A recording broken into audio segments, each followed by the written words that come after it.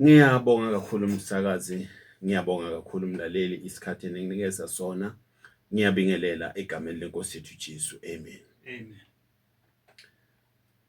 Msakazi, mlaleli ekhaya, ngivumele namhlanje kulolu suku lwanamhla ngifunde nawe incwadi yethu, incwadini kaLuke 9 siyofunda uverse 49 siye ku50. Luke 9 verse 49 to 50.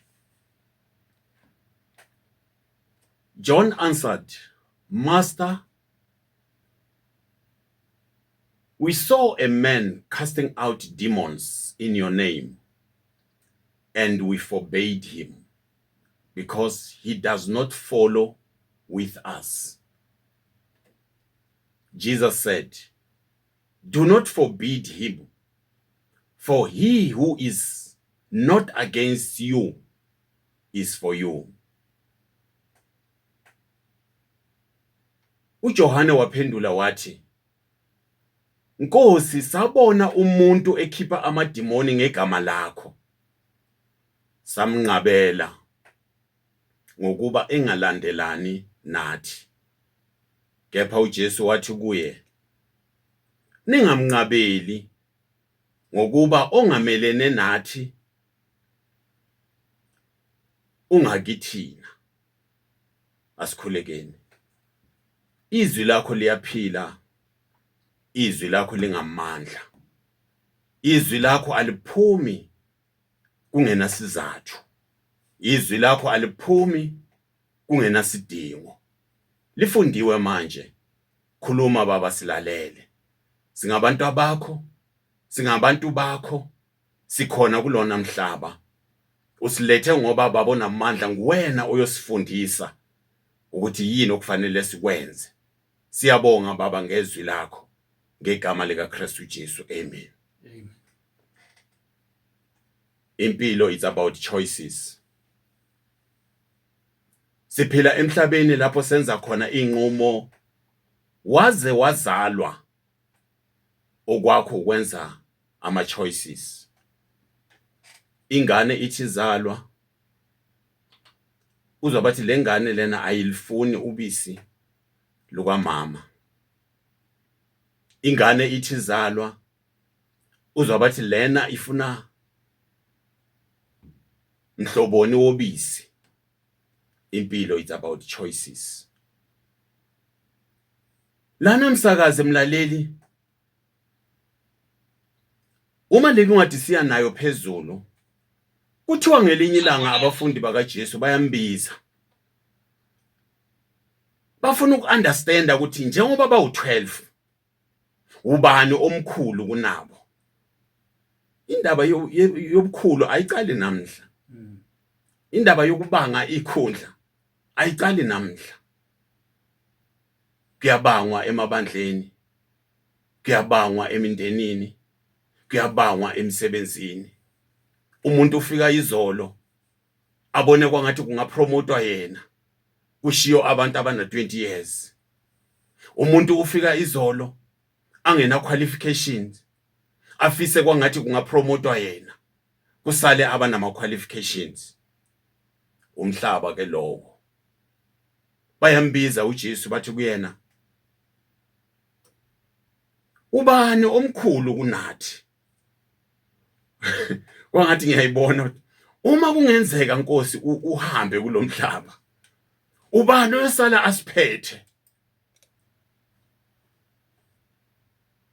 Ngiyacabanga ukuthi yiloyo naloyo wayelinde ukuthi mhlawumbe bayesebenzisa iformula ethize ukuthi ofike ekuqala uyena oyoba uye omkhulu. Abanye bacabanga ukuthi mhlawumbe iage kuyoya ngokuthi ubani omdala uyena oyosala aphethe. Kodwa it's not about that. Asizwe ukuthi uKristu uthini kubona. uKristu ubiza ingane encane, uyibeka phambi kwakhe, uthi oyofana nalengane ngenhliziyo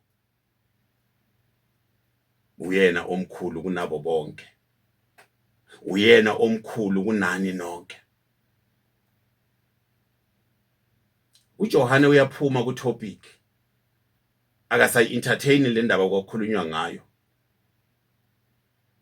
Uthi uJohane kuJesu, Nkosi, uma siloku sihamba sihlangane nenye indoda, le ndoda ikhipha amadimoni ngegama lakho. Sabe siyayithulisa,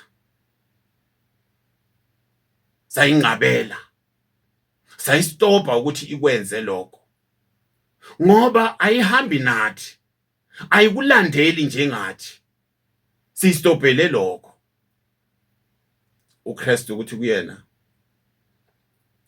ningabanqabeli ngokuba ongamelane nathi ungakithi. Ngivumele msakazi, ngivumele mlaleli, ngikukhumbuze ukuthi life is about choices.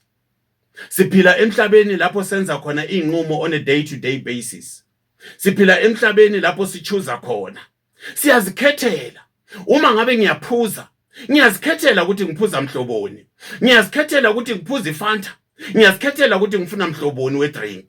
Impilo it's about choices. Uyakhetha ukuthi ufuna ukuphuza alcohol noma uphuza lezabo ma coke whatsoever. Kunenhlobo eziningi zeziphuzo. Uma uphuza utshwala uyakhetha ukuthi mhloboni. Uma ngabe uyabhema uyakhetha ukuthi ubhema mhloboni. Impilo it's about choices. Siyakhetha ukuthi sifuna ukuphuza utshwala. Siyakhetha ukuthi sifuna ukubhema ugwayi. Siyakhetha ukuthi sifuna ukukhonza izithombe. Siyakhetha ukuthi sifuna ukuba yini. Impilo it's about choices. Kodwa namhlanje ngivumele emlaleli ekhaya, namhlanje ngivumele emsakazi ukuthi whatever choice engaba ngiyenzile kungenzeka ngiyadakwa, whatever choice engaba ngiyenzile kungenzeka ngiyabhema, whatever choice engaba ngiyenzile kungenzeka ngikhonza izithombe, whatever choice engaba ngiyenzile kungenzeka ngiyathakatha, whatever choice engaba ngiyenzile ngabe ngiyinyanga, whatever choice engaba ngiyenzile ngabe ngumfundisi, whatever choice engaba ngiyenzile ngabe ngumprofeti, whatever choice engaba ngiyenzile ngabe nginomona, whatever choice engaba ngiyenzile noma ngiyisilwi, whatever choice engaba ngiyenzile noma ngezani, noma ngabe ngiyaphinga, noma ngabe angiyi esontweni, noma ngabe ngidayisa ngomzimba. But nanti challenge esinikeza yona, nanti ubizo uKristu asibikezela lona, uthi whatever choice ongaba uyenzile, ukuthi wena ufuna ukubhema, wena ufuna ukuphuza, wena ufuna ukudakwa, wena ufuna ukwenza ini, kodwa nanti choice ebalulekile, uthi uKristu lana, ichoice esingayenza ukuthi sikhethe ukuthi siwela kuphi umbuso wakhona.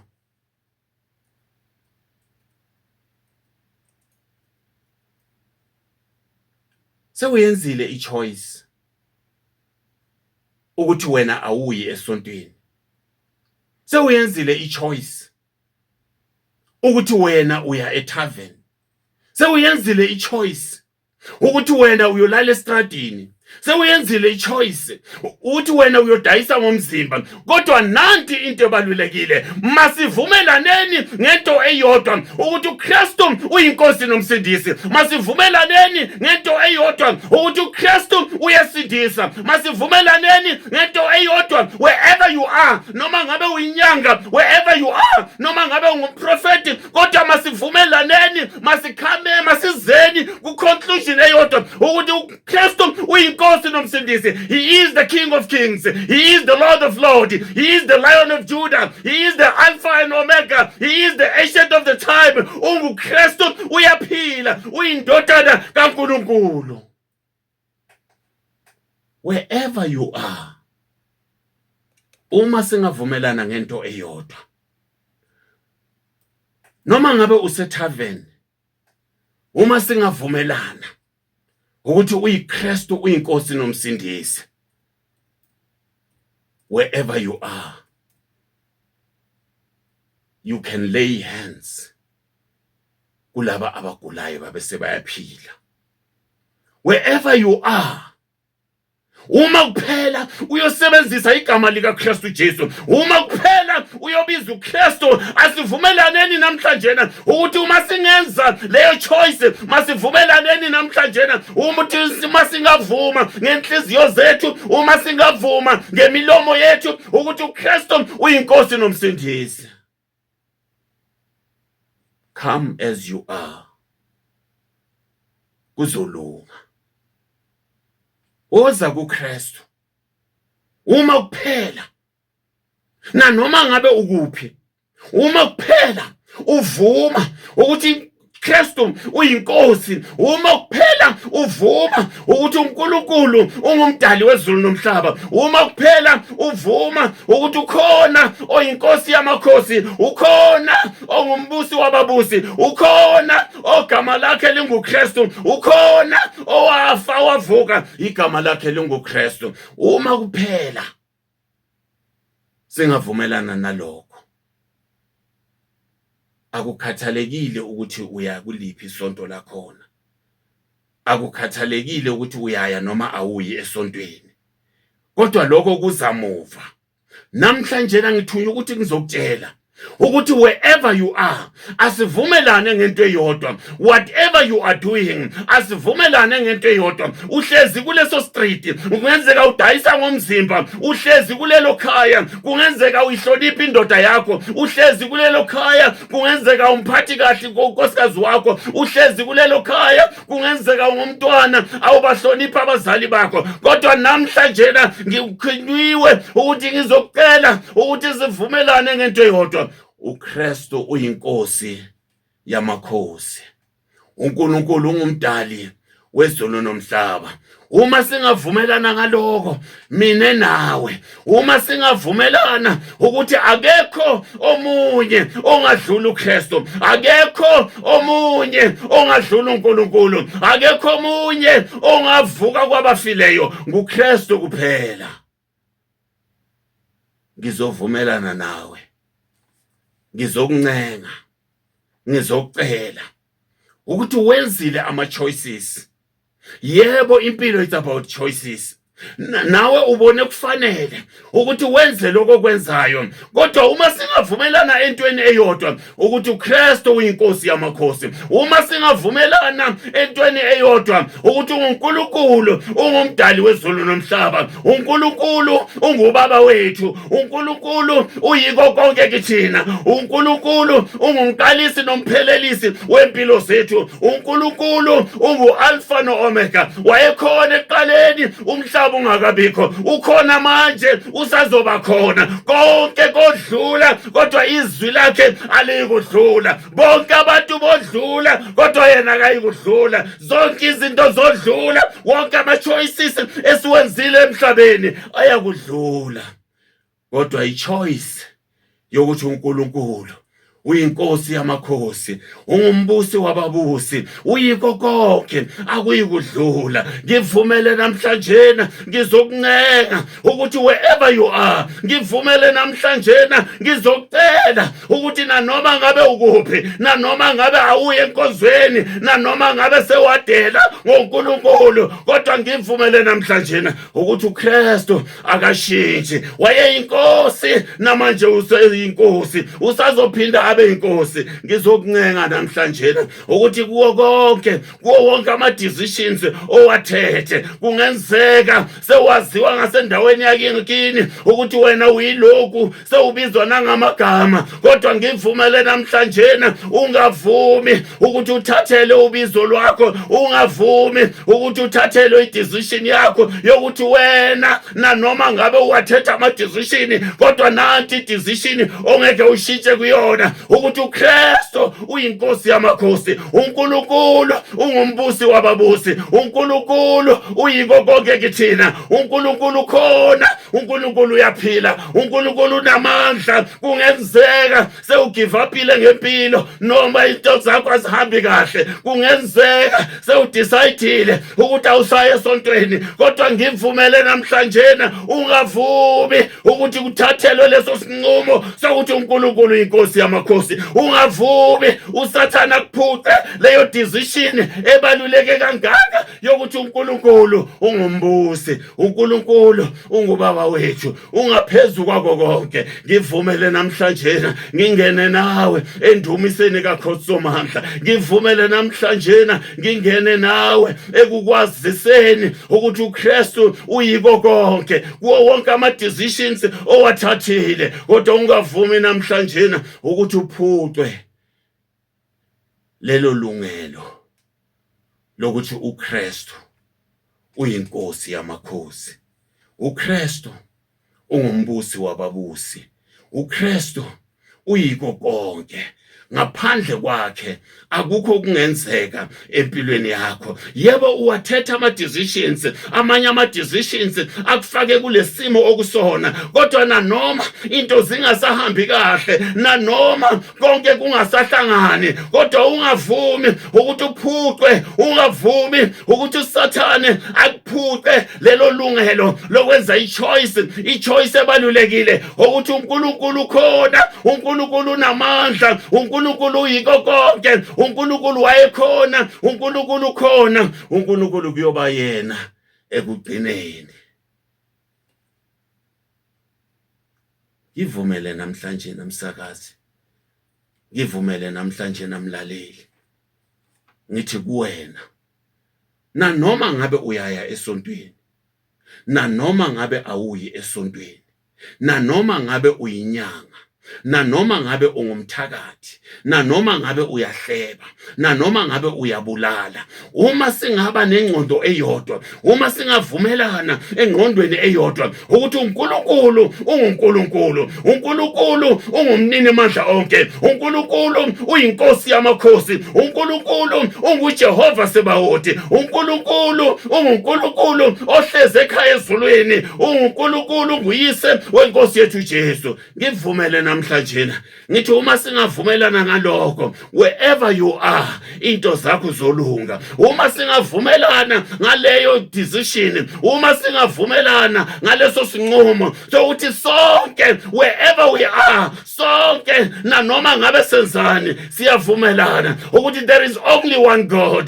there is only one King. He is God the provider, He is God our Father, He is God the Father of Christ, He is the bright morning star, He is the lily of the valley, He is the Lion of Judah, He is the ancient of the time. Uyiko konke kithina, ekuqaleni wayekhona namanje usekhona. Whether uyinyanga, whether ungumthakathi, whether ungumbulali, whether ungumfundisi, whether udayisa ngomzimba, noma uyabulala, noma ngabe wenzeni, asivumelaneni entweni eyodwa. Uma singavumelana ukuthi uKristu uyinkosi nomsindisi, uma singavumelana ukuthi akekho omunye onjengaye, wherever you are, you will make a difference. Kuleyo taveni lapho uzoba ukhona, uma ungavumelana nami ukuthi uKristu uyinkosi nomsindisi, ngivumele namhlanje ukuthi wobabeka izandla bayophila khona lapho. Ngivumele namhlanje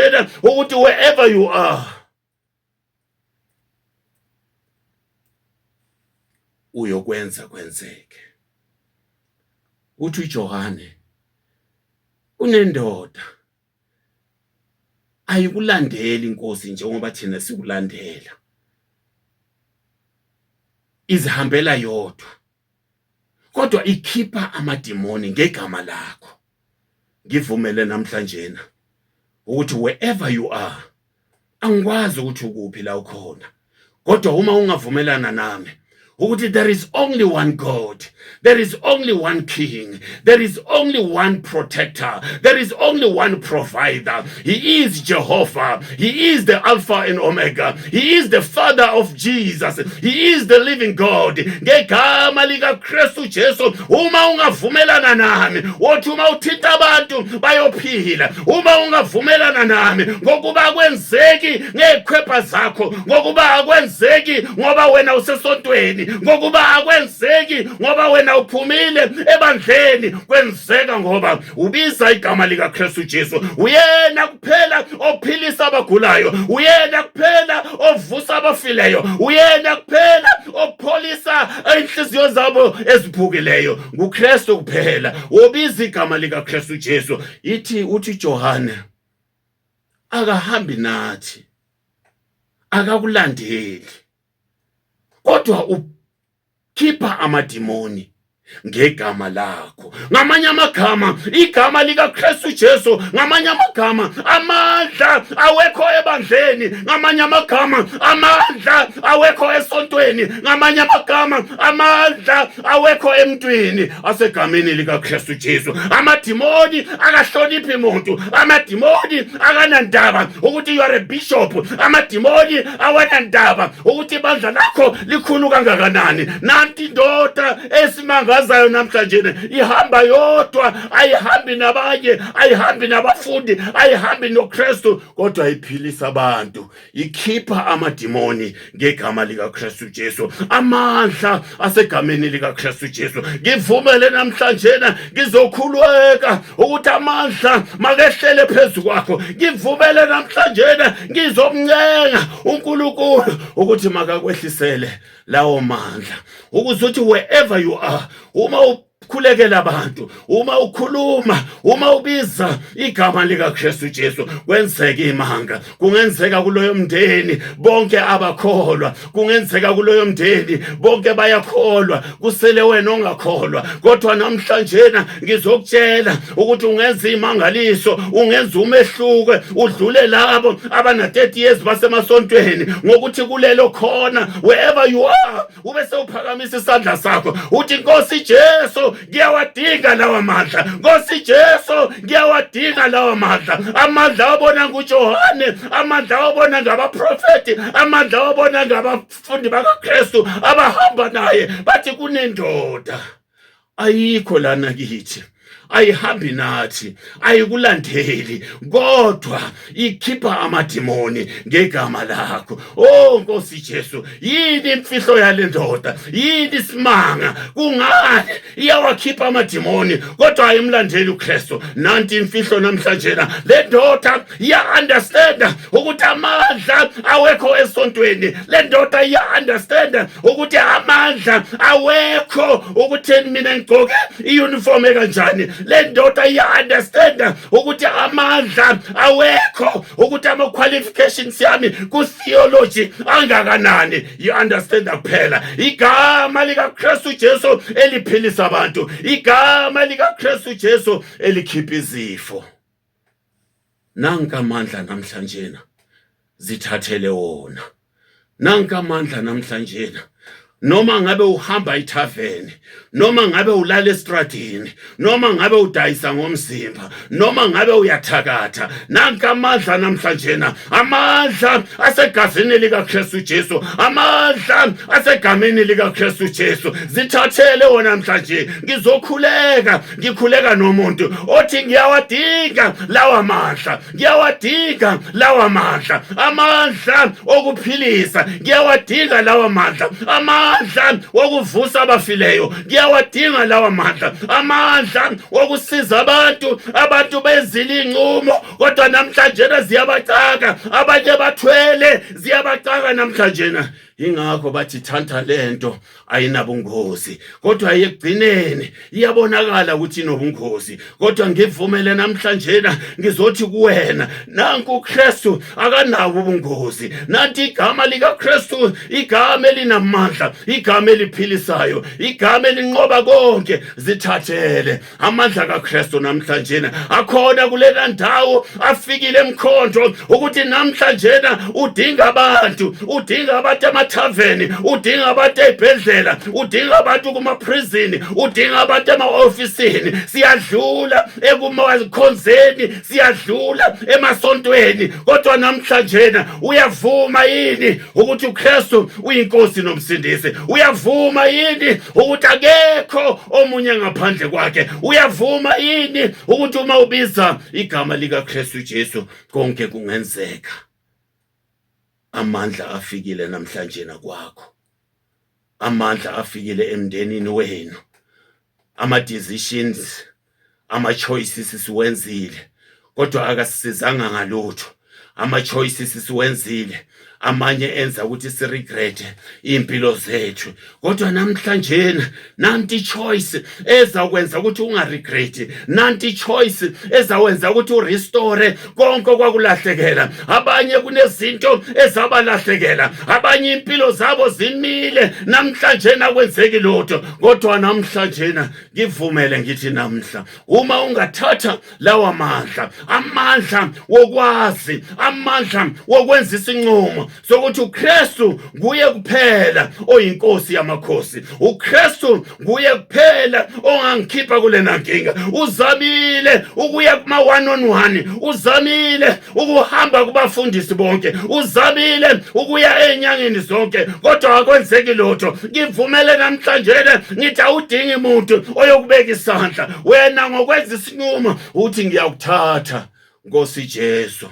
ngiyawathatha namandla wakho. Uma ngithatha wena Kristu, ngithathe namandla wakho. Uma ngithethe wena Kristu, uma ngithethe wena Jehova, ngithethe namandla wakho. Ngophila, ngophulukiswa kuloko okwakungihlupha iminyaka yonke. Ngivumele ekhaya, ngivumele mlaleli, uma ngabe uyavuma ukuthi uKristu uyinkosi yamakhosi, uma ngabe uyavuma ukuthi kunoNkulunkulu oyedwa, kunoNkulunkulu ongaphezulu kwabo bonke uNkulunkulu, bakhona uNkulunkulu obaziyo, bakhona uNkulunkulu ewakhuliswa ngabo, uyabazi ukuthi banguNkulunkulu kuwena. Kodwa ngivumele namhlanje ukuthi asivumelane, ukhona uNkulunkulu ongaphezulu kwaloyo uNkulunkulu wakho, ukhona uthisha ongaphezulu kwalabo thisha, ukhona udokotela ongaphezulu kwalabo dokotela. Igama lakhe linguKristu, ogama lakhe uyindodana kaNkulunkulu, ogama lakhe nguyena yedwa owazalwa kungenamuntu olinganiswa naye. Uyindodana kaNkulunkulu, unguNkulunkulu qobo lwakhe, ungumoya oyingcwele. Uma ungathatha yena konke kolunga.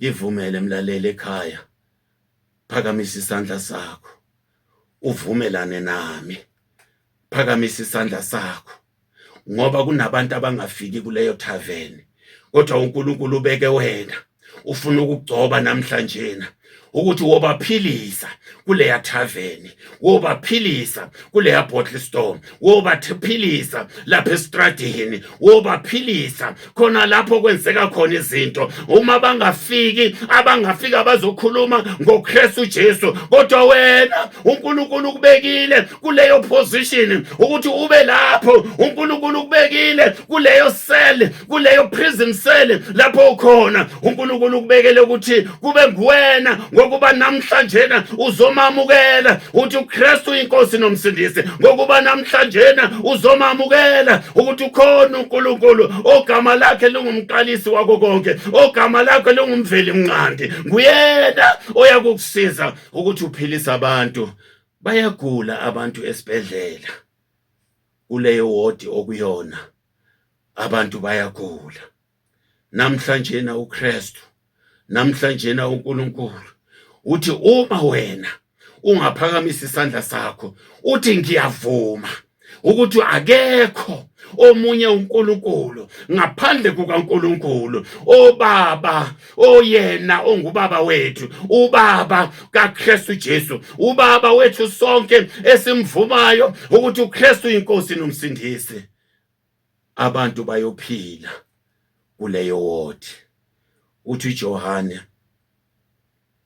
Nkosi, le ndoda ayihambi nathi, le ndoda ayikulandeli, thina sidele konke siyakulandela, kodwa into esicakile ikhipha amadimoni ngegama lakho. Kuleso sibhedlela lapho ukhona, khipha amadimoni ngegama likaKristu Jesu. Kuleyo tavern lapho ukhona, biza igama likaKristu Jesu. Kuleso strati lapho ukhona, uma singavumelana ukuthi uKristu ungumntwana kaNkulunkulu. uKristu unguNkulunkulu. uKristu ungumoya oyingcwele. uKristu ubuya ekhaya ezulwini uze kulona mhlaba ukuzosindisa sithina. Uma singamvuma ngegama lakhe konke kuzakwenzeka. Kulelo khaya akunamuntu okhonzayo, kodwa namhlanje na uNkulunkulu ufuna ukungena kulelo khaya. Ungena ngawe. Phakamisa isandla sakho uthi Nkosi, ngiyakuvuma namhlanje na uyinkosi nomsindisi. Ungumdali wezulu nomhlaba. Ungu-Alpha no-Omega. Ngenzele ngomusa wakho. Asithandazeni usaphakamisa isandla sakho. Baba, ngegama likaKristu Jesu, nampa abantu bakho baphakamisa izandla zabo emakhaya. Baphakamisa izandla zabo kuma-prison cells. Baphakamisa izandla zabo ezibhedlela. Baphakamisa izandla zabo emotweni. Baphakamisa izandla zabo estradini lapho bakhona. Baphakamisa izandla zabo emisebenzini. Babona amandla, bathi bayavuma ukuthi wena unguNkulunkulu. Bathi bayavuma ukuthi wena unendodana ogama layo linguKristu Jesu, yona enamandla ukudlula bonke. Igama layo uma libizwa konke kuyenzeka. Iminyango evalwe isitha iyavuleka uma babiza igama likaKristu Jesu. Izifo zeminyaka ziyaphuma, ziyaphela uma babiza igama lakho. Benzele ngomusa wakho ngegama likaKristu Jesu. Baba, siyabonga. Amen and amen.